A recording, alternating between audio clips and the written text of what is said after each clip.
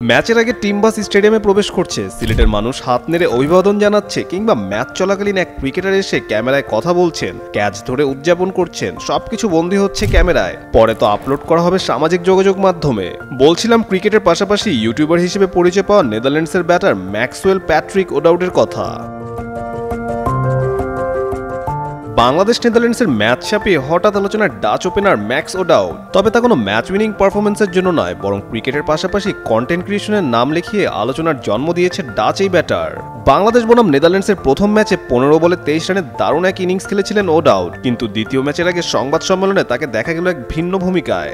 সংবাদ সম্মেলনে প্রশ্নের উত্তরদাতা হয়ে তিনি বসে পড়লেন সাংবাদিকদের কাতারে।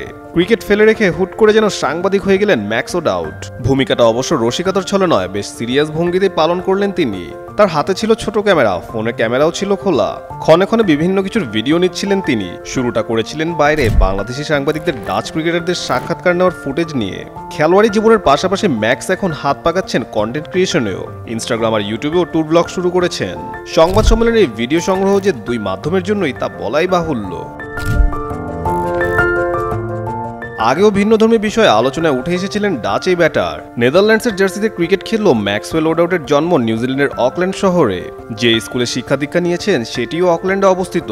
এমনকি অকল্যান্ড অনূর্ধ্ব 19 দলের হয়েও জাতীয় দলের বয়সভিত্তিক টুর্নামেন্টেও খেলেছেন তিনি।